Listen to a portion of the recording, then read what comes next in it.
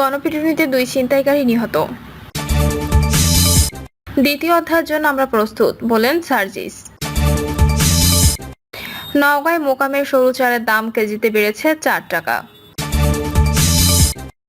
গণঅভ্যুত্থানে সরকার সুষ্ঠু নির্বাচন দিলে বিএনপি ক্ষমতা আসবে, বললেন ফারুক। এবং সর্বশেষ জানাবো গাজায় ইহুদি বর্বরতা। শুনছিলেন সংবাদ শিরোনাম, এবারে বিস্তারিত।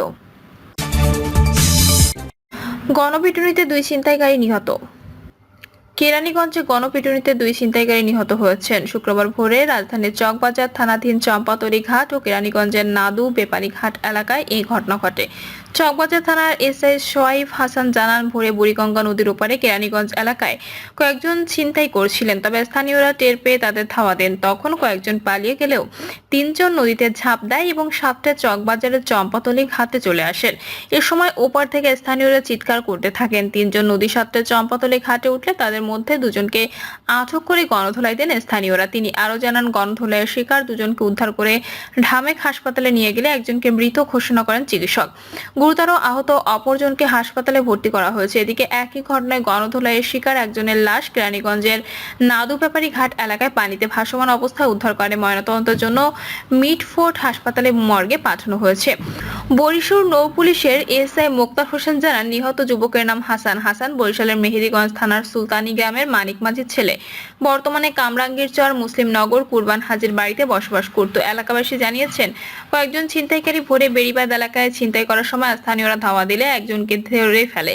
পরে তাকে গণপিটুনি দিয়ে পানিতে ফেলে দেয়। দীর্ঘক্ষণ অচেতন অবস্থায় থেকে পানিতে মারা গেছে। পাশাপাশি 2 জন নদী সাথে চম্পাতলী ঘাটে পৌঁছে একজন পালিয়ে যায়। 2 জনকে স্থানীয় জনতা গণপিটুনি দিলে একজন মারা যায়। তার নাম পরিচয় জানা যায়নি। লাশ ঢাকা মেডিকেল কলেজ হাসপাতালে মর্গে রয়েছে। কেরানীগঞ্জ মডেল থানার ওসি সোহরাব আল হোসাইন বলেন, ঘটনা শোনার পর আমি আমার অফিসার দিয়ে তদন্ত করে দেখেছি। আমার থানা এলাকায় কোনো ছিনতাইয়ের ঘটনা ঘটেনি, কেউ কোনো অভিযোগও দেয়নি। একটা লাশ নৌ পুলিশ, আরেকটা লাশ চকবাজার থানা পুলিশ উদ্ধার করেছে। তারা তদন্ত করে দেখবে আসলে কি ঘটেছিল। দ্বিতীয় অধ্যায়ের জন্য আমরা প্রস্তুত, বললেন সার্জিস। আওয়ামী লীগকে বাংলাদেশের রাজনীতিতে নিষিদ্ধ ঘোষণা না করা পর্যন্ত লড়াই করার ঘোষণা দিয়েছেন জাতীয় নাগরিক পার্টির উত্তরাঞ্চলের সংগঠক সার্জিস আলম। এ লড়াইকে দ্বিতীয় অধ্যায় বলে উল্লেখ করেছেন তিনি। নিজের ভেরিফাইড ফেসবুক পেজে এক পোস্টে এ লড়াইয়ের ঘোষণা দিয়েছেন সার্জিস আলম। ওই পোস্টে তিনি বলেন, লড়াইয়ের দ্বিতীয় অধ্যায়ের জন্য আমরা প্রস্তুত। গণহত্যাকারী আওয়ামী লীগের নিষিদ্ধকরণ পর্যন্ত লড়াই চলবে। গতরাতে দেশের রাজনীতিতে আওয়ামী লীগকে ফেরানোর পরিকল্পনা চলছে দাবি করে নিজের ফেসবুকে একটি পোস্ট দেন এনসিপি নেতা হাসনাত আব্দুল্লাহ। এরপর থেকে বিষয়টি নিয়ে আলোচনা শুরু হয়। এ নিয়ে বক্তব্য দিচ্ছেন বিএনপি, জামাত সহ রাজনৈতিক দলের নেতারা। নওগাঁয় মোকামে সরু চালের দাম কেজিতে বেড়েছে 4 টাকা। দেশের অন্যতম বড় চালের মোকাম নওগাঁয় 1 সপ্তাহের ব্যবধানে পাইকারিতে দেশে উৎপাদিত সরু চালের দাম কেজিতে 3 থেকে 4 টাকা পর্যন্ত বেড়েছে। আর খুচরায় বেড়েছে কেজিতে 4 থেকে 5 টাকা পর্যন্ত। সরু চাল খুচরায় বিক্রি হচ্ছে 80 থেকে 85 টাকা কেজি। তবে 1.5 মাস ধরে স্থিতিশীল রয়েছে মোটা চালের দাম। এছাড়া ভারত থেকে আমদানি করা কাটারি চালের বাজার স্থিতিশীল রয়েছে। ব্যবসায়ীরা জানান, সরু চাল হিসেবে পরিচিত জিরা শাহির ও কাটারি ভোগ ধানের আমদানি বর্তমানে বাজারে নেই বললেই চলে। চাহিদা তুলনায় সামান্য ধান আমদানি হচ্ছে, তা বিক্রি হচ্ছে চড়া দামে। স্থানীয় বাজারে 2 থেকে 3 সপ্তাহের ব্যবধানে জিরা শাহিল ও কাটারিভোগ ধানের দাম মন প্রতি 100 থেকে 200 টাকা পর্যন্ত বেড়েছে। ধানের মূল্য বৃদ্ধির কারণে চালের দামও বেড়েছে। গণঅভ্যুত্থানে সরকার সুষ্ঠু নির্বাচন দিলে বিএনপি ক্ষমতায় আসবে, বললেন ফারুক। গণঅভ্যুত্থানে সরকার সুষ্ঠু নির্বাচন উপহার দিতে পারলে বেগম খালেদা জিয়ার দল, তারেক রহমানের দল বিএনপি ক্ষমতা আসবে বলে আশাবাদ ব্যক্ত করেছেন বিএনপির চেয়ারপারসন উপদেষ্টা ও সাবেক বিরোধী দলীয় চিফ হুইপ জয়নুল আবদিন ফারুক। তিনি বলেন, আবু সাইদ মুগ্ধ খোকনের রক্তের বিনিময়ে গণঅভ্যুত্থানের সরকার আগামীতে সুষ্ঠু নির্বাচন উপহার দিতে পারলে শহীদ রাষ্ট্রপতি জিয়াউর রহমানের হাতে গড়া বেগম খালেদা জিয়ার দল, তারেক রহমানের দল বিএনপি ক্ষমতা আসবে। কোনো ষড়যন্ত্র কাজে আসবে না। জয়নুল আবদিন ফারুক বলেন, বিএনপি রাতে ভোটে ক্ষমতা আসতে চায় না। বিএনপি তিস্তার পানি না এনে ভারতের সাথে বন্ধুত্ব করতে চায় না। বিএনপি টাকা পাচারের জন্য ক্ষমতা আসতে চায় না। বিএনপি জনগণের ক্ষমতা জনগণের কাছে ফিরে দিতে চায়। গাজায় ইহুদি বর্বরতা। যুদ্ধবিরতি, দ্বিপাক্ষিক ও আন্তর্জাতিক প্রচেষ্টা উপেক্ষা করে গাজায় নজিরবিহীন বর্বরতা চালাচ্ছে ইহুদি রাষ্ট্র ইসরায়েল। 15 মাসের বিরতিহীন বোমা হামলায় গাজাকে একটি ধ্বংসস্তূপে পরিণত করে পুরো উপত্যকায় প্রায় সব অধিবাসীকে বাস্তুচ্যুত 49,000-এর বেশি হত্যা ও লক্ষাধিক আহত করার পরও ইহুদি রাষ্ট্রের বর্বর বাহিনী একজন জিম্মিকেও হামাসের কাছ থেকে মুক্ত করতে ব্যর্থ হয়ে অবশেষে আভ্যন্তরীণ ও আন্তর্জাতিক চাপে জানুয়ারিতে একটি যুদ্ধবিরতিতে উপনীত হয়েছিল। চুক্তি মোতাবেক প্রথম স্তরের যুদ্ধবিরতিতে অন্তত 33 জন ইসরায়েলি জিম্মিকে মুক্তির বিনিময়ে 2,000-এর বেশি ফিলিস্তিনি বন্দীকে মুক্তি দেওয়া হয়েছিল, কিন্তু উগ্রবাদী ইহুদিরা এই যুদ্ধবিরতিকে হামাসের কাছে ইসরায়েলের কৌশলগত পরাজয় হিসেবে দেখেছে। তারা যুদ্ধবিরতি লঙ্ঘন করে গাজায় হামলা ও শিশু হত্যা অব্যাহত রাখার পক্ষে সাফাই গাইছিল।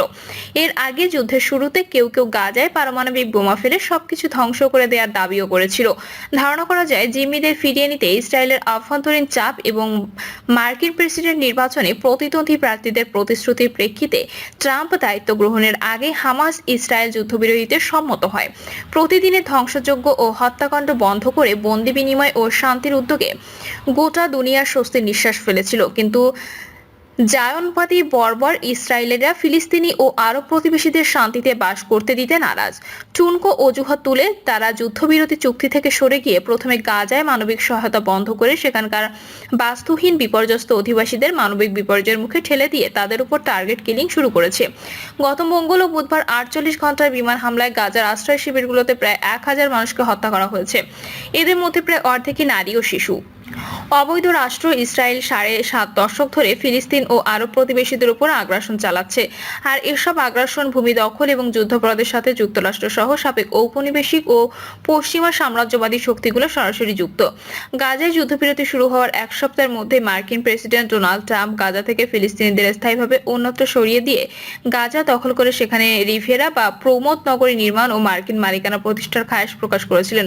তার এই উদ্ভট অমানবিক প্রস্তাব সর্বমহলে প্রত্যাখ্যাত হওয়ার পর মিশরের প্রস্তাবে গাজা পুনর্গঠন ও পুনর্বাসনের জন্য একটি 53 বিলিয়ন ডলারের পরিকল্পনা নিয়ে আরব বিশ্ব সম্মত হয়। যুদ্ধবিরতি এগিয়ে নিতে কাতার ও মিশরের মধ্যস্থতায় আলোচনা এগিয়ে যাওয়ার মধ্যে ইসরায়েল গাজায় নতুন করে ভয়াবহ বিমান হামলা শুরু করে। হামাস নির্মূল ও গাজাকে ইসরায়েলের জন্য নিরাপদ করার পরিকল্পনার অংশ হিসেবে তারা এখানকার নারী ও শিশুদের নির্বিচারে গণহত্যায় মেতে উঠেছে। 15 মাসের যুদ্ধে বিধ্বস্ত জনপদে মানবিক বিপর্যয়ের সম্মুখীন একটি অবরুদ্ধ জনগোষ্ঠীর উপর এমন নির্মম বর্বরতা ইতিহাসে নজিরবিহীন। ইহুদিদের এই বর্বরতার পেছনে মার্কিন যুক্তরাষ্ট্রের মদত স্পষ্ট। প্রেসিডেন্ট ডোনাল্ড ট্রাম্পের মদতে যুদ্ধবাজ নেতানিয়াহু গণহত্যা চালিয়ে গাজাকে জনশূন্য করে তা দখল করে নিতে চাইছে। আন্তর্জাতিক সম্প্রদায় এই বর্বরতার নীরব দর্শকে পরিণত হয়েছে। জাতিসংঘ, ওআইসি, আরব লীগ সহ বিশ্ব সম্প্রদায়ের নীরবতা, নিষ্ক্রিয়তায়, বর্বরতা, শিশু হত্যায় মেতে উঠেছে।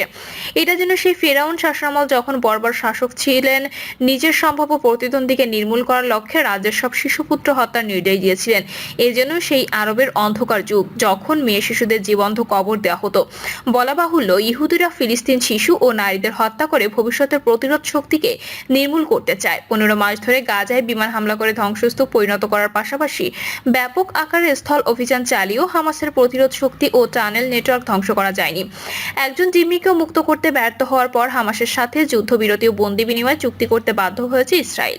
পরাজয়ের এই গ্লানি থেকে ট্রাম্প নেতানিয়াহু উন্মাদের মতো গাজার শিশু হত্যায় মেতে উঠেছে। আইডিএফ এর বর্বরতায় সারা বিশ্ব স্তম্ভিত। বিশ্বের প্রতিটি প্রান্ত থেকে প্রতিবাদের ঝড় উঠেছে। এমনকি মার্কিন যুক্তরাষ্ট্রের হাজার হাজার ইহুদি ইসরায়েলি বর্বরতা বন্ধ ও ফিলিস্তিনের স্বাধীনতার দাবিতে রাজপথে নেমে এসেছে। গাজায় নতুন করে ইসরায়েলি গণহত্যার বিরুদ্ধে বাংলাদেশের অন্তর্বর্তী সরকার তীব্র প্রতিবাদ জানালেও দেশের মূল ধারার প্রধান রাজনৈতিক দলগুলো, বিশেষ করে বিএনপি, জামায়াতের নীরবতা বিস্ময়কর। তবে অন্যান্য ইসলামী রাজনৈতিক দলগুলোকে এই বিষয়ে যথেষ্ট সোচ্চার দেখা গেছে। হামাস, হিজবুল্লাহ, ইয়েমেনের আনসারুল্লাহ, হুতি সহ ইরান সমর্থিত প্রতিরোধ ফ্রন্টগুলোর পাশাপাশি মধ্যপ্রাচ্যের দেশগুলোর সম্মিলিত সামরিক অর্থনৈতিক পদক্ষেপ নিলে ইসরায়েলের পক্ষে গাজায় যুদ্ধবিরতি লঙ্ঘন ও গণহত্যা চালিয়ে যাওয়া অসম্ভব। 2 দিনে সহস্রাধিক মানুষ হত্যার পর নেতানিয়াহু বলেন, হামলা কেবল শুরু।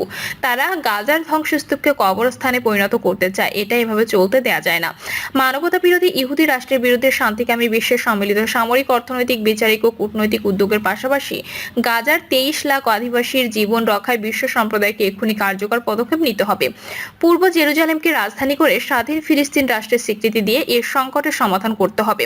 যুদ্ধবিরতি কার্যকর করে গাজায় মানবিক সহায়তা নির্বিঘ্নে করতে জরুরি পদক্ষেপ নিতে হবে। প্রিয় দর্শক, এই ছিল এখনকার সর্বশেষ সংবাদ। আপডেট সব সংবাদ পেতে চ্যানেলটি সাবস্ক্রাইব করে বেল আইকনটি ক্লিক করে রাখুন।